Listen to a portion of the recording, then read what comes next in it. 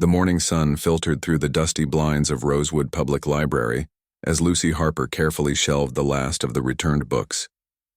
Her movements were methodical and quiet, just like everything else about her. At 32, Lucy had worked at the library for nearly 8 years, and most regular visitors knew her only as the lady with the glasses who could find any book in seconds flat. Lucy liked it that way. The less people noticed her, the more comfortable she felt. "Good morning, Lucy," called out Mrs. Winters, the head librarian, her voice shattering the peaceful silence. "Did you see we got those new reference materials in yesterday?" Lucy nodded with a small smile. "I cataloged them already. They're ready for the shelves," Mrs. Winters beamed. "Always one step ahead. What would we do without you?" Lucy's cheeks warmed slightly at the praise, but she quickly turned back to her cart of books, pretending to reorganize them. Compliments always made her nervous, like spotlights suddenly shining on her, when all she wanted was to blend into the background. Growing up in Pine Creek, a small town tucked away in the rolling hills of rural Nebraska, Lucy had always been the quiet one. While other kids raced around playgrounds or raised their hands eagerly in class, Lucy preferred watching from the sidelines, lost in her own thoughts, her small house at the edge of town had been filled with music once. Her mother had taught piano lessons in their living room for extra money after Lucy's father passed away when she was only 5. Those memories were both sweet and painful now, the afternoon sunlight streaming through lace curtains, the smell of her mother's cinnamon tea, and the gentle guidance of her mother's hands over hers on the ivory keys. "Music speaks what cannot be said," her mother would tell her. "It shows what cannot be seen." By age 12, Lucy could play pieces that most adults struggled with. By 16, she had won regional competitions and earned a scholarship to study music at a prestigious conservatory in Chicago. The quiet girl from Nebraska was finally heading somewhere big, and then it all fell apart. Lucy pushed the memory away as she always did, focusing instead on aligning the book spines perfectly on her cart. That life was behind her now. Nobody in Pine Creek knew about her past except her mother, who had passed away 3 years ago. Lucy had moved back to care for her during her illness and stayed afterward, finding comfort in the familiar quiet of her hometown. "Hey, Lucy, can you help me find something on World War II for my history paper?" asked a teenage boy, backpack slung over one shoulder. Lucy nodded, grateful for the distraction. "Follow me," she said, leading him toward the history section. The hours passed as they always did, helping visitors, organizing shelves, processing new arrivals. Lucy's life had a rhythm she found soothing. No surprises, no expectations, no disappointments. Just books, quiet, and the occasional friendly but brief conversation. During her lunch break, Lucy sat alone at her usual spot in the staff room, eating a sandwich she'd packed that morning. She scrolled through her phone, pausing at a news article about a famous pianist performing in New York. Her finger hovered over the video link for a moment before she closed the page. She didn't listen to piano music anymore. It hurt too much. "Hey, did you hear about the community center cleanup this weekend?" asked Kathy, the children's librarian, as she microwaved her lunch. "They're clearing out a bunch of old stuff before the renovation starts." Lucy nodded politely. "I think I saw a flyer about it. You should come. The library's sending a team to help. Mrs. Winters is counting it as volunteer hours." Lucy hesitated. Group activities weren't really her thing, but a small voice inside, one that sounded suspiciously like her mother's, whispered that maybe she should get out more. "Maybe," she said finally. "What time does it start?" Kathy looked surprised but pleased. 9 on Saturday. We're meeting here and carpooling over." When Saturday arrived, Lucy almost talked herself out of going at least 3 times. She stood in front of her bathroom mirror, hair pulled back in her usual simple ponytail, wearing jeans and an old t-shirt suitable for cleaning. Nothing about her appearance stood out. Brown hair, brown eyes, average height. Just the way she preferred it. "It's just a few hours," she told her nervous reflection. "You can be invisible even in a group." The community center was buzzing with activity when they arrived. The building had served Pine Creek for decades, hosting everything from dance classes to town meetings, but had grown shabby over the years. Now, with funding finally secured for renovations, volunteers were clearing out years of accumulated items from storage rooms and closets. "Lucy, glad you could make it." Mrs. Winters waved her over. "We're tackling the old music room today. Lots of outdated equipment and materials to sort through. Lucy's stomach tightened. The music room? Of all the places in the building, that was where they needed her help? She briefly considered making an excuse to switch to another team, but before she could speak, Mrs. Winters was leading her down the hallway. Most of this stuff is being donated or tossed, Mrs. Winters explained, as they entered a large room filled with stacked chairs, old music stands, and boxes of sheet music. But we need to sort through everything first. Lucy nodded, focusing on the task rather than the memories threatening to surface. She methodically began organizing sheet music, separating it into piles based on condition and type. Her trained eye could quickly assess which pieces were worth keeping and which were too damaged or outdated. "Wow, you really know your stuff," commented Dale, one of the other volunteers, as he watched her efficient sorting. "I used to play a little," Lucy said softly, the understatement of the century burning in her throat. The morning passed quickly as they emptied cabinets and closets. Lucy managed to stay busy enough that the ache in her chest remained manageable, until they moved the final stack of chairs. "Well, would you look at that," Dale whistled. "Completely forgot this old thing was back here." Hidden behind the chairs and covered with a dusty cloth was a grand piano. Not just any piano, a Steinway.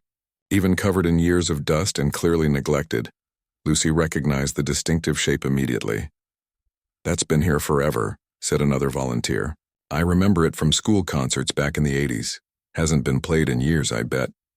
Mrs. Winters pulled off the cloth, releasing a cloud of dust that made everyone cough. "It's on the disposal list," she explained. "Too expensive to restore, and they're getting a new digital piano for the renovated space." Lucy's heart sank at the words. A Steinway headed for the junkyard? Even in poor condition, it felt wrong. Like throwing away a piece of history. "Does it still work?" someone asked. "Doubtful," Mrs. Winters replied. "It's been sitting here untouched for who knows how long." Dale laughed and dramatically cracked his knuckles. "Let's find out." He sat on the bench and pressed a few keys, producing jarring, out-of-tune sounds. "Yikes, that's terrible." Others gathered around, taking turns pressing keys and laughing at the discordant noises. Lucy hung back, arms crossed tightly across her chest, watching as they treated the once magnificent instrument like a toy. "Hey, Lucy, you said you played, right?" "Give it a try before they haul it away," Kathy called out. Lucy shook her head quickly. "It's been years. I've forgotten everything. Come on, you can't be worse than Dale," someone joked. "Yeah, save us from his butchering of heart and soul," another added. Lucy felt trapped as all eyes turned to her. Her palms began to sweat and her heart raced. The familiar feelings of panic she'd experienced years ago on that fateful day at the conservatory. The day everything had fallen apart. "I really can't," she said, her voice barely audible. But Kathy was already pulling her forward, misreading her reluctance as simple shyness. "Just one little song. Then we'll break for lunch." Finding herself suddenly seated at the piano, Lucy stared at the keys. Some yellowed with age, others chipped, a few missing entirely. The once gleaming surface was dull and scratched. Like her own talent, this piano had been hidden away, neglected, forgotten. "We won't judge," Mrs. Winters said kindly, misunderstanding Lucy's hesitation. "It's all in good fun." Lucy's fingers hovered over the keys. It had been 10 years since she'd last touched a piano. 10 years of running from the music that had once been her entire life. 10 years of hiding who she really was. Something stirred inside her. This broken piano, destined for the scrap heap, would soon be gone forever. Perhaps in its final moments, it deserved to be played by someone who understood what it once was. Someone who was also broken in her own way. Slowly, Lucy placed her fingers on the keys, feeling the cool ivory beneath her fingertips like greeting an old friend. The decision she would make in the next moment would change everything. But sitting there in the dusty community center surrounded by people who had no idea who she really was, Lucy Harper didn't know that yet. Lucy's fingertips rested on the keys of the broken Steinway piano. The room had gone quiet, the other volunteers watching with mild curiosity. They expected nothing, maybe a simple tune or another failed attempt that would end in shared laughter. Lucy took a deep breath, trying to quiet the storm inside her. "Just play anything," Kathy encouraged with a friendly smile. Lucy pressed down on a middle C. The note rang out. Flat and slightly dull, but recognizable. She tried another key, then another, testing which ones worked and which were completely broken. At least 8 keys didn't sound at all, and several others produced warped, strange tones that barely resembled the notes they were meant to be. "It's pretty busted," Dale said, stating the obvious. "Don't worry about it, Lucy." But Lucy wasn't listening anymore. Her fingers were mapping the instrument's damaged landscape, instinctively finding pathways around the broken keys. It was like solving a puzzle. If this note doesn't work, which alternatives could substitute? If this section sounds terrible, how can the melody be adapted? Almost without conscious thought, she began to play. Not a simple tune like Twinkle, Twinkle, Little Star, as the others might have expected, but the opening notes of Beethoven's Moonlight Sonata. Her hands remembered what her mind had tried to forget. The first few measures were hesitant, her fingers stiff from years of disuse. But soon muscle memory took over, and Lucy found herself playing around the piano's limitations. When she encountered a dead key, she adjusted, transposing notes or finding harmonious alternatives. It wasn't perfect, it couldn't be, but there was something hauntingly beautiful about the melody emerging from the damaged instrument. The chatting and shuffling behind her stopped completely. No one moved. No one spoke. The dusty community center room was filled only with the sound of the broken piano being coaxed back to life by hands that understood its language. Lucy closed her eyes, losing herself in the music for the first time in a decade. She had forgotten this feeling, the way the rest of the world seemed to fade away when her fingers danced across the keys. How had she lived without this for so long? Each note awakened something inside her that had been dormant, like spring flowers pushing through the last crust of winter snow. As she played, the years of silence fell away. She wasn't in the community center anymore, but back in her childhood living room, her mother smiling as she mastered a difficult passage. She was in high school, winning her first major competition. She was in the practice rooms at the conservatory, surrounded by music day and night, until without warning her mind lurched forward to that day. The recital hall, the important judges, the piece she'd practiced for months, and then the panic. The frozen fingers, the humiliation. Lucy's hands faltered on the keys, the spell momentarily broken. She almost stopped, almost stood up and walked away as the old fear threatened to overwhelm her. But something kept her fingers on the keys. Perhaps it was the broken nature of the piano itself, imperfect, damaged, yet still capable of creating beauty. Like her. Taking another deep breath, Lucy shifted seamlessly into Chopin's Nocturne in E-flat major. It had always been her mother's favorite. "This piece sounds like what moonlight would feel like if you could touch it," her mother used to say. The Nocturne suited the broken piano better than the Beethoven had. Its gentle, flowing melody didn't require as much from the damaged instrument. Lucy worked with its limitations rather than against them, turning the occasional sour notes into intentional dissonances that resolved beautifully. When she reached sections requiring keys that didn't work at all, she improvised new passages that honored Chopin's intentions while creating something new. Behind her, Kathy pulled out her phone and began recording. The other volunteers watched in stunned silence as the unassuming librarian, the quiet woman who barely spoke above a whisper, transformed before their eyes. Lucy's usual hunched posture had straightened, her face relaxed into an expression of deep focus and emotion. Even her breathing had changed, becoming deeper and more connected to the phrases of the music. Mrs. Winters stood with her hand pressed to her mouth, tears forming in her eyes. She'd known Lucy for years but had never seen this side of her. None of them had. Lucy played for nearly 15 minutes, moving from the Chopin Nocturne to a Bach prelude, then to a Debussy piece that seemed to fill the room with color and light despite the piano's flaws. She had forgotten her audience entirely, lost in a conversation with an old friend she'd abandoned long ago. When her fingers finally stilled, the silence that followed felt electric. Lucy slowly opened her eyes, returning to reality like someone waking from a vivid dream. For a moment she didn't understand where she was or why people were staring at her with such shocked expressions. Then it all came rushing back. The community center, the cleanup, the broken piano she wasn't supposed to be playing. Lucy's cheeks burned with embarrassment, and she quickly stood up from the bench, knocking it backward slightly in her haste. "I'm sorry," she mumbled, looking down at her shoes. "I got carried away." The room erupted in applause. Lucy's head snapped up in surprise. "That was incredible," Dale exclaimed, his earlier joking manner replaced with genuine awe. "Lucy, why didn't you ever tell us you could play like that?" Mrs. Winters asked, stepping forward to steady the bench Lucy had disturbed. I haven't." Lucy struggled to find words. "It's been a very long time." "You're not just someone who played a little," Kathy said, still holding her phone up. "You're a concert pianist." Lucy shook her head quickly. "No, I'm not. Not anymore." "Where did you learn to play like that?" someone else asked. The questions came rapid fire, each one making Lucy shrink a little more. This was exactly what she had feared. Attention, scrutiny, people looking at her and expecting things. Her breathing quickened and she felt the familiar tightness in her chest that signaled the beginning of panic. "I think we should break for lunch now," Mrs. Winters said firmly, noticing Lucy's distress. "We've still got a lot to do this afternoon." Grateful for the intervention, Lucy quickly moved away from the piano and headed toward the door. "I'll get some fresh air," she murmured to no one in particular. Outside, Lucy leaned against the building's brick wall, taking deep breaths of the cool spring air. Her hands were shaking, partly from the emotional exertion of playing again after so long, partly from anxiety about what had just happened.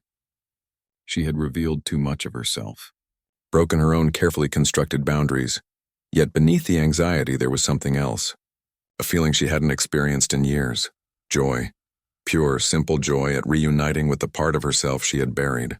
Her fingers still tingled with the memory of the keys, and somewhere deep inside a frozen part of her heart had begun to thaw. "Lucy?" She turned to see Kathy standing nearby, holding out a bottle of water. "Thought you might need this." Lucy accepted the water with a nod of thanks. "I hope you don't mind that I recorded some of your playing," Kathy said, leaning against the wall beside her. "It was just so beautiful I couldn't help myself." Lucy's stomach tightened. "You recorded me?" "Just a bit of it. I won't share it with anyone if you don't want me to," Kathy assured her quickly. "But Lucy, you have an amazing gift. The way you worked around all those broken keys like it was nothing, I've never seen anything like it." Lucy took a sip of water, trying to calm her racing thoughts. "It's not a gift. It's just practice. Years and years of practice, and then you stopped? Why?" The question hung in the air between them. Lucy had asked herself the same thing countless times over the past 10 years. Why had she let one terrible experience destroy something she loved so much? Why had she hidden herself away in this small town, pretending to be less than she was? Before she could formulate an answer, Dale burst through the door. "You guys need to come see this," he said excitedly. "We found something in the piano." Curious despite her emotional turmoil, Lucy followed Kathy and Dale back inside. The other volunteers were gathered around the open top of the grand piano, peering inside. "Look," Mrs. Winters said, pointing carefully. It was tucked between the frame and the soundboard. Lucy looked where she was pointing and saw a small, aged envelope wedged in the piano's interior. Someone had carefully fished it out without damaging it. "It's addressed to the next pianist," Mrs. Winters said, holding it up. "Dated 1962. The room fell silent again, all eyes turning to Lucy. She was, without question, the pianist the letter had been waiting for, even if its writer could never have imagined waiting 60 years for it to be found. "I think you should read it," Mrs. Winters said softly, holding the envelope out to Lucy. Lucy's hand trembled slightly as she took it. The paper was yellowed with age, the handwriting in faded blue ink. Carefully she opened it, aware that she was touching a piece of history, a message across time from one musician to another. As she unfolded the letter inside, Lucy had no idea that this message from the past was about to change her future entirely.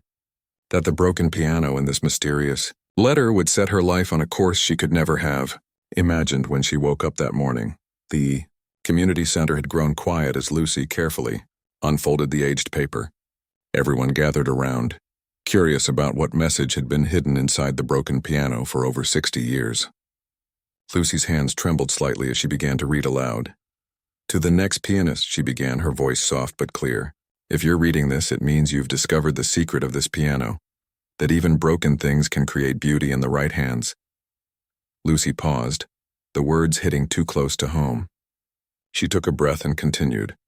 "My name is Grace Wilson. I played this Steinway for 30 years, from 1932, when it was brand new, until my hands could no longer manage the keys. Music saved me during the hardest times, through the Great Depression, World War II, and personal losses too numerous to count. When I could no longer play due to arthritis, I left this note, hoping someday someone would find it who understands what I've always known. Music isn't just about perfect notes. It's about what lives in the spaces between them. A lump formed in Lucy's throat as she read the next lines. This piano will eventually fall silent, as all instruments do, but the music continues through the hands that play it. If you found this letter, you were meant to. Perhaps like this piano, you too have broken parts. Play anyway. The world needs your music, not your perfection. Grace. Lucy lowered the letter, her vision blurring with unshed tears. The message felt personal, as if this woman from the past had somehow known exactly what Lucy needed to hear. Play anyway. The simplicity of those two words struck her deeply. Wow, Dale whispered, breaking the silence. Talk about timing. Mrs. Winters placed a gentle hand on Lucy's shoulder. It seems Grace's letter finally found the right person. Lucy carefully refolded the letter, needing a moment to compose herself. We should still finish the cleanup, she said, attempting to redirect everyone's attention away from her. Actually, Mrs. Winters said thoughtfully, I'm wondering if we should reconsider the fate of this piano. But you said it was too expensive to restore, Kathy pointed out. True, Mrs. Winters nodded. But after hearing Lucy play it, I'm not convinced it needs to be perfect to be valuable. The volunteers began discussing possibilities for the old Steinway, their earlier cleanup plans momentarily forgotten. Lucy stepped back, watching as they debated ideas, moving it to the library, starting a fundraiser for partial restoration, finding it a new home with a piano enthusiast. Kathy sidled up next to her. So about that video I took, Lucy tensed. Please don't share it. I understand, Kathy said, though she looked disappointed. It's just you made something magical happen with that broken piano. People would love to see that. Before Lucy could respond, her phone buzzed with a text. It was from her neighbor. Water leak in your apartment building. They're evacuating everyone for at least 24 hours. Do you need a place to stay? Lucy sighed, showing the message to Kathy. I need to go. Apparently there's an emergency at my building. Oh no. Do you have somewhere to stay? I'll figure something out, Lucy said, already gathering her things. Mrs. Winters overheard. What's wrong? After Lucy explained, Mrs. Winters insisted, stay at my place. I have a spare room and it's no trouble at all. Lucy tried to refuse, uncomfortable with the idea of imposing, but Mrs. Winters wouldn't take no for an answer. Consider it payment for that beautiful music you shared with us today, she said with a warm smile. After confirming with the other volunteers that they could finish without her, Lucy reluctantly agreed and left to check on her apartment. The water damage was significant. A pipe had burst in the unit above hers, soaking through her ceiling. The building manager confirmed repairs would take several days, not just overnight as initially thought. By evening, Lucy found herself in Mrs. Winters' cozy guest room, unpacking the hastily gathered belongings she'd managed to save from water damage. Among them was the letter from Grace, which Lucy had carefully placed in her purse before leaving the community center. She read it again, alone this time, letting the words sink in. Play anyway. Later, over a simple dinner of soup and homemade bread, Mrs. Winters broached the subject Lucy had been avoiding. You studied music formally, didn't you? She asked gently. Lucy nodded, focusing on her soup. At the conservatory in Chicago.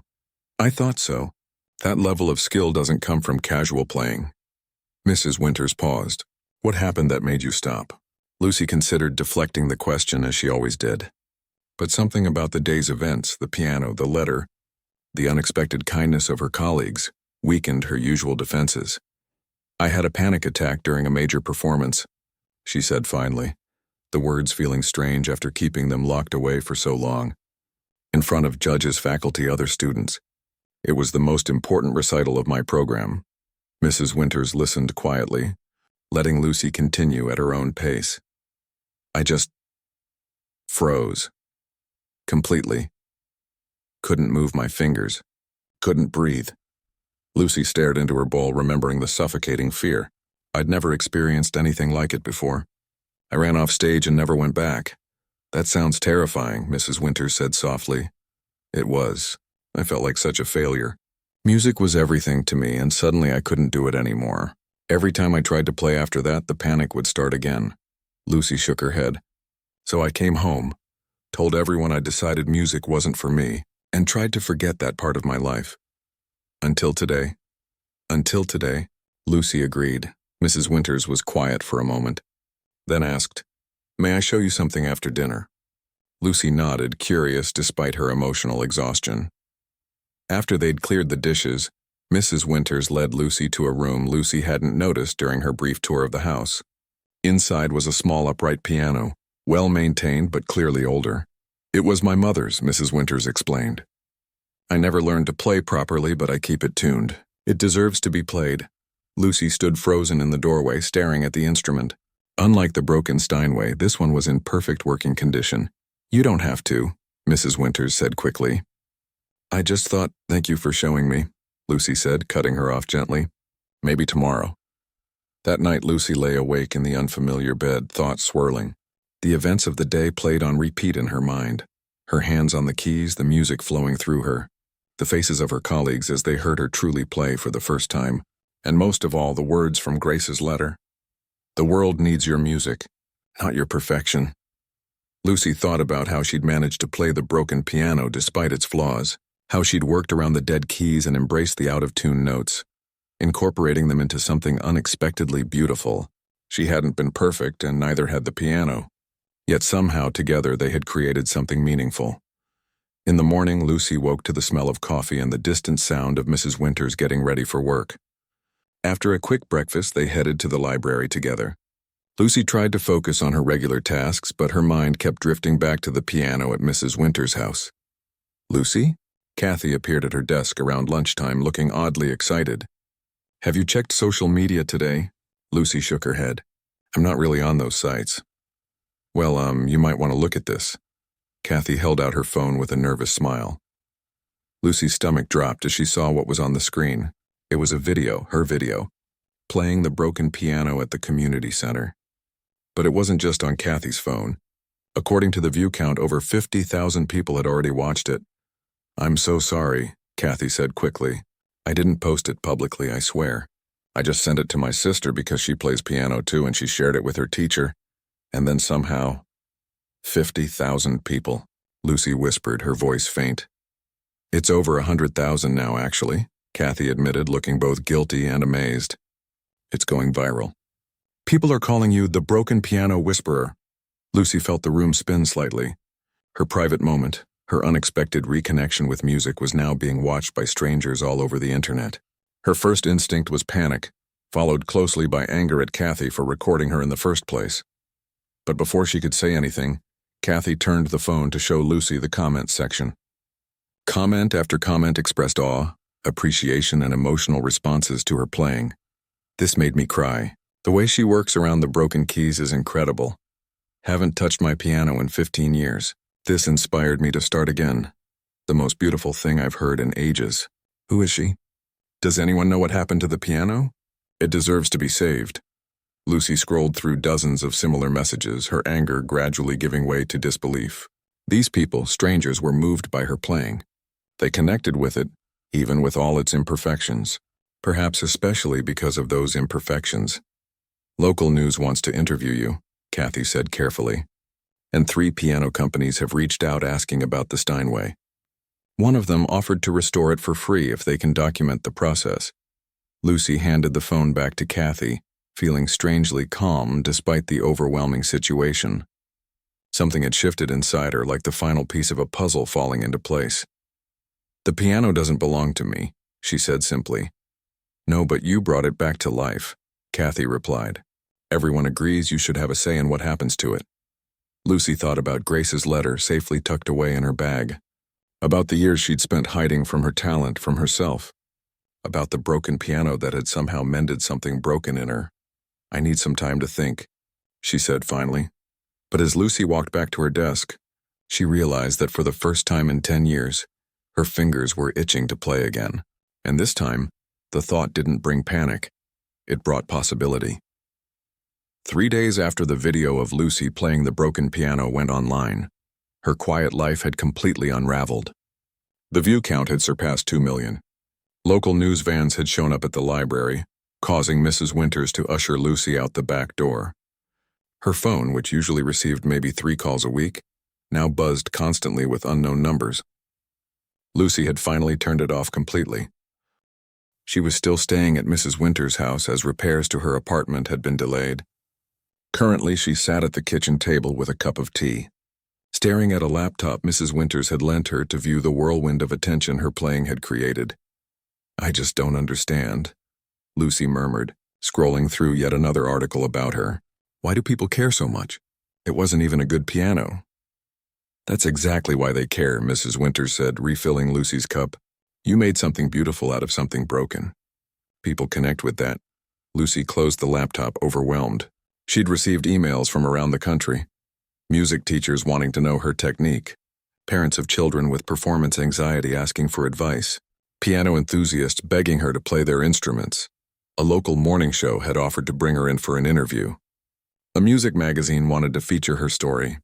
The governor's office had called about having her perform at an upcoming charity event. Most surprisingly, the piano manufacturer Baldwin had reached out. They wanted to gift her a brand new grand piano, on the condition that she would play it for a promotional video.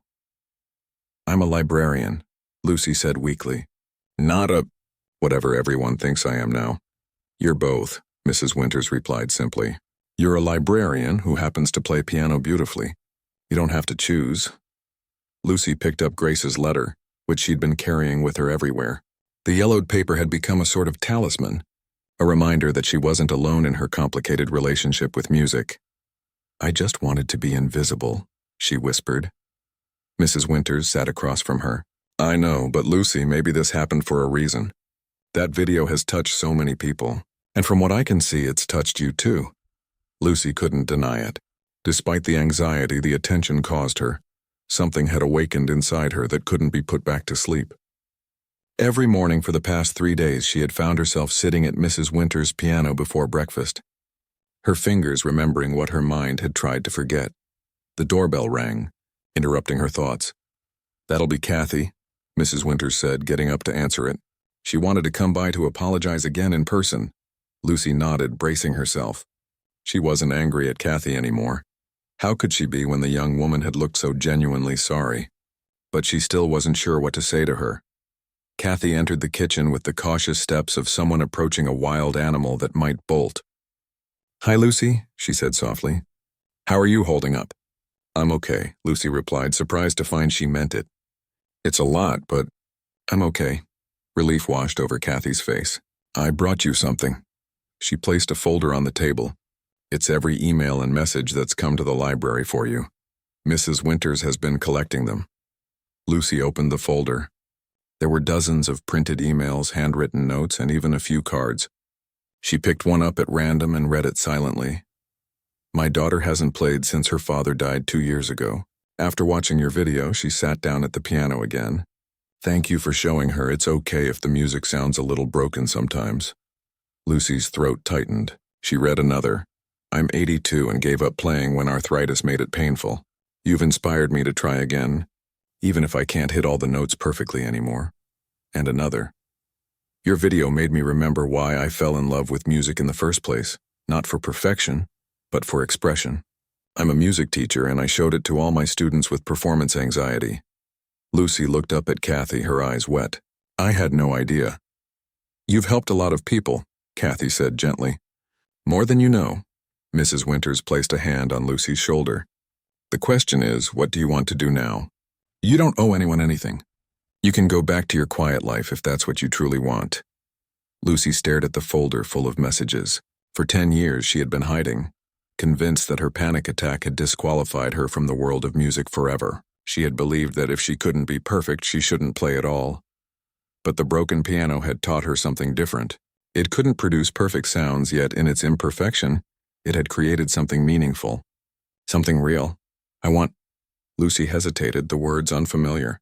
"I want to play again, but I'm scared." "Of what?" Kathy asked. "Of freezing up. Of failing. Of not being good enough. Like you did at the conservatory?"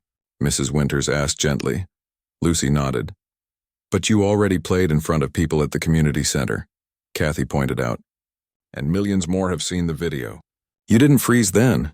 That was different, Lucy said. I wasn't trying to be perfect. I was just playing. The room fell quiet as the significance of her words sank in. Maybe that's the answer then, Mrs. Winters suggested. Maybe you don't need to be perfect. Maybe you just need to play. The next morning, Lucy surprised herself by agreeing to a local news interview. The reporter, a kind-faced woman named Judy, met her at the community center where it had all begun. The broken Steinway still sat in the music room, now roped off with a small sign that read, "The piano that went viral. Please do not touch." "It's not much to look at," Judy commented as they stood beside it. "No," Lucy agreed, "but it has a lot of heart."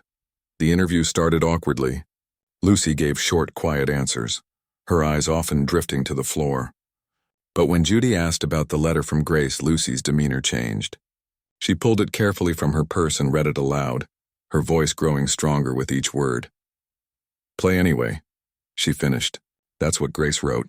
And somehow when I read those words, it was like she was speaking directly to me." "And will you play anyway?" Judy asked. Lucy looked at the broken piano, then back at the reporter. "I think I already have." The interview aired that evening.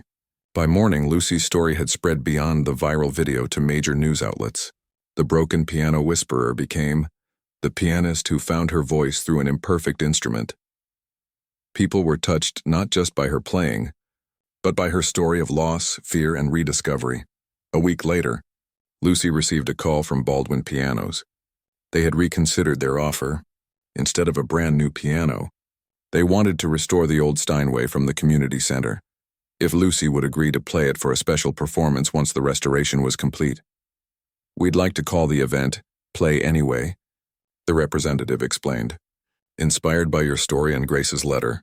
After some consideration, Lucy agreed. On one condition, that the piano would be donated to the library after the event, where it would be available for community use. Preparations for the performance began immediately. The piano was carefully transported to Baldwin's workshop, where master technicians set about addressing its many issues. Lucy was invited to observe the process, which she did with a mixture of fascination and trepidation. "We're not making it perfect," the head technician assured her, seeming to understand her concerns. "We're just helping it sing again. It'll still have its own unique voice." As the piano underwent its transformation, Lucy began her own. She started practicing regularly on Mrs. Winters' upright, gradually increasing the time she spent at the keys. Some days were easier than others. There were moments when the old panic threatened to return, when her fingers would tremble and her breath would catch. But each time, she remembered Grace's words. "Play anyway." The water damage to Lucy's apartment was eventually repaired, but she found herself reluctant to return to her isolated life there. Instead, she accepted Mrs. Winters' offer to rent the spare room long-term, finding comfort in the older woman's gentle support and the constant presence of the piano. Word of the upcoming Play Anyway event spread quickly. The venue, originally planned as a small recital hall, was upgraded to the city's main performing arts center to accommodate public interest. The governor confirmed his attendance. Several renowned pianists announced they would come to support Lucy's return to the stage. As the day approached, Lucy's anxiety grew. Despite her daily practice and the genuine joy she had rediscovered in music, the thought of playing for an audience of that size awakened old fears. What if it happened again? What if she froze, ran off stage, became a viral failure instead of a viral success? 2 days before the event, Lucy received an unexpected package. Inside was a small wooden box with a note from the Baldwin restoration team. "Found this hidden in another part of the piano. Thought you should have it." Lucy opened the box to find a delicate silver bracelet with a single charm, a tiny piano. Beneath it was a faded photograph of a woman sitting at what was unmistakably the same Steinway, her hands poised over the keys, her face alight with joy. Written on the back in the same handwriting as the letter, "Grace Wilson, 1952. Lucy fastened the bracelet around her wrist, feeling a connection to this woman she had never met, but whose words had changed her life. Tomorrow she would visit the workshop to see the fully restored piano for the first time. The day after, she would perform for hundreds of people, including the governor of Nebraska and television crews from national networks. The prospect was terrifying. But as Lucy looked at the photograph of Grace, she made a decision. She would play, not perfectly perhaps, but with heart. She would play for Grace, for all the people who had been touched by her story, and most importantly for herself. Because sometimes, the most beautiful music comes from the most unexpected places. And sometimes the most broken instruments and the most broken people can create the most extraordinary sounds. The morning of the performance, Lucy woke before dawn. She hadn't slept much. Nervousness had kept her tossing and turning most of the night. Grace's bracelet glinted on her nightstand where she'd carefully placed it before bed. Lucy slipped it onto her wrist, drawing comfort from the small silver piano charm. Mrs. Winters drove her to the Performing Arts Center, the car filled with an understanding silence. Neither woman spoke much, but when they pulled into the parking lot, Mrs. Winters reached over and gave Lucy's hand a gentle squeeze. "Remember why you're here," she said simply. Lucy nodded, her throat too tight for words. Inside, the hustle of final preparations was already underway. Technicians adjusted lighting, sound engineers tested microphones, and event staff arranged flowers on stage. In the center of it all stood the restored Steinway, gleaming under the lights but still bearing subtle signs of its history. The head of the restoration team, Andy, greeted Lucy warmly. "Want to see what we did?" Lucy approached the piano cautiously, as if it might disappear if she moved too quickly. Up close, she could see they'd honored their promise not to make it perfect. The wood still showed signs of age, and some of the yellowed keys had been preserved rather than replaced. But it looked alive again, cared for, respected. "We replaced the broken hammers and strings," Andy explained, "fixed the action, and got it back in tune, but we left its character intact. This piano has stories to tell." Lucy ran her fingers lightly over the keys, not pressing down yet, just feeling their cool smoothness. "Can I try it?" "Of course. It's all yours." Everyone in the vicinity paused what they were doing as Lucy sat at the bench. She took a deep breath, adjusted her posture, and began to play. The difference was immediate. Notes that had been dull or silent now rang clear and true. The action was responsive under her fingers, the pedals working properly. Yet it still felt like the same piano somehow. It had the same soul, the same voice, just healthier now. Lucy played a few minutes of Bach, letting her fingers reacquaint themselves with the instrument. It wasn't the broken piano she'd played at the community center, but it wasn't an anonymous new instrument either. It was something in between, broken but healed, old but renewed.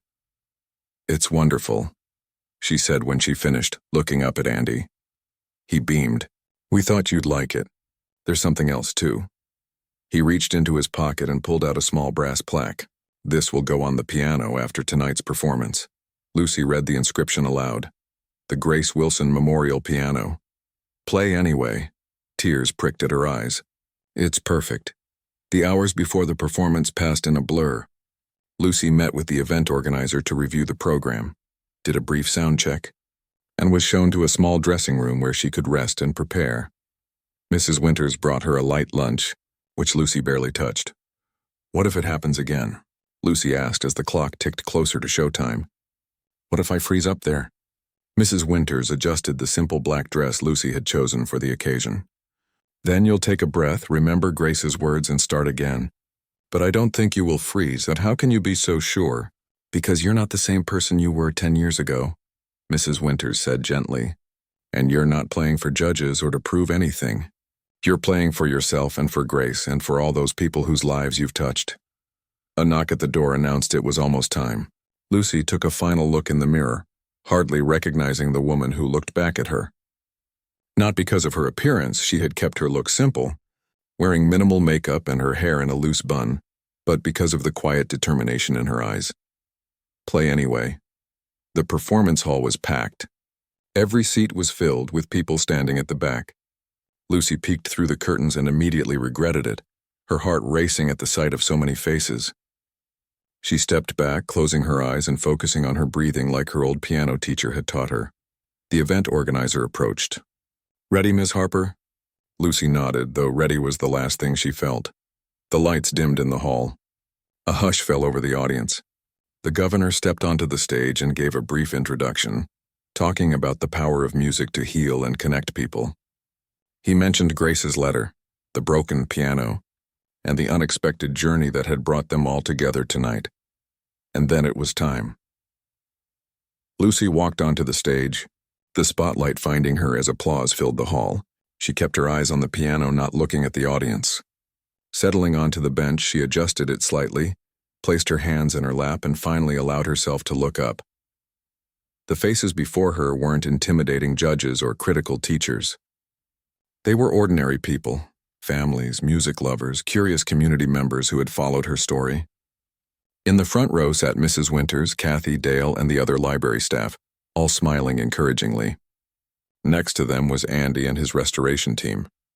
Lucy leaned toward the microphone placed near the piano. "Thank you all for coming," she said, her voice quiet but steady. "Before I begin, I want to share something with you." She reached into the pocket of her dress and pulled out Grace's letter, now carefully preserved in a protective sleeve. 60 years ago, a woman named Grace Wilson left this letter inside the piano I'll be playing tonight. She wrote it, hoping that someday, someone would find it who needed to hear its message. Lucy read the letter aloud, just as she had that day in the community center, when she reached the final lines, "Play anyway.